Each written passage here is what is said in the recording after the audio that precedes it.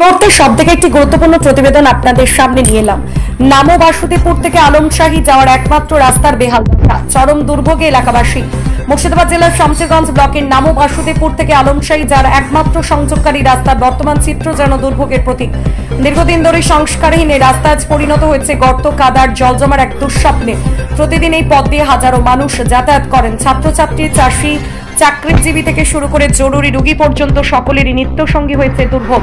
স্থানীয় ডিওয়াইএফআর এক প্রতিনিধি জানান যে শাসক দল মনে করে রাস্তা দিয়ে মানুষ যাতায়াত করে না, অন্য এক পশু যাতায়াত করে, এমনই তীব্র ভাষায় আক্রমণ করেন শাসক দলকে। এমনকি আরো বলেন যে রাস্তা অতি শীঘ্রই মেরামত না হলে আগামী দিনে বৃহত্তম আন্দোলন করব। স্থানীয়দের অভিযোগ, বর্ষার সময় রাস্তার পরিস্থিতি আরো ভয়াবহ হয়ে ওঠে।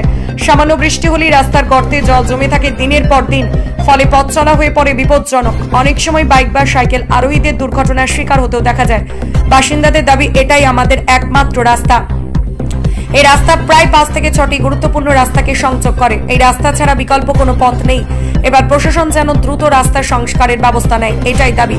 স্থানীয় সূত্রে জানা গেছে, রাস্তার এই দুরবস্থার কারণে গ্রামের কৃষিজীবী মানুষজন ফসল পরিবহনে ব্যাপক সমস্যার মুখে পড়ছেন। স্কুলগামী ছাত্রছাত্রীরাও প্রতিদিন নোংরা, কাদা আর জল মারিয়ে স্কুলে যেতে বাধ্য হচ্ছে। এলাকাবাসীর একটাই প্রত্যাশা, প্রশাসন যেন দ্রুত হস্তক্ষেপ করে নামো বাসুদেবপুর থেকে আলমশাহী যাওয়ার রাস্তাটি সংস্কার করে দেন।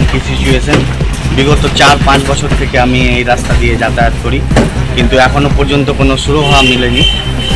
যদিও এটা খুবই একটা ঘনবসতি এলাকা এবং লোকজনের যে চলাচল, যাতায়াত, নিত্য প্রয়োজনীয় কাজে প্রত্যেক দিন যাতায়াত করতে হয় এই রাস্তা দিয়ে।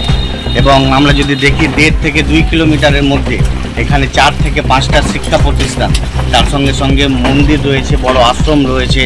এবং এই যে বিগত দিনে দুর্গাপুজো হলো, কালী পুজো হলো, তা সত্ত্বেও এখনও পর্যন্ত রাস্তার যে সুরাহা সেটা কিন্তু লক্ষ্য করা যায়নি। এবং বর্ষা হলে তো আরও যাতা অবস্থা হয়ে যায়। এবং যদি কোনো ছোট ছেলে বা বৃদ্ধ লোক সাইকেল চালিয়ে বা বাইক চালিয়ে যায়, সেখানে কিন্তু বড়সড় অ্যাক্সিডেন্ট হওয়ার একটা সম্ভাবনা সবসময় থেকেই যায়।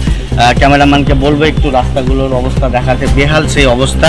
এবং আমরা এই খবরের মাধ্যমে লোকাল যে সব আমাদের অথরিটিটা রয়েছে তাদেরকে বলবো এই বার্তা তাদের কাছে যাতে পৌঁছে যায় এবং যত তাড়াতাড়ি সম্ভব, as soon as possible, যাতে এই রাস্তার সুরাহা যে কোনো উপায়ে তারা করতে পারে।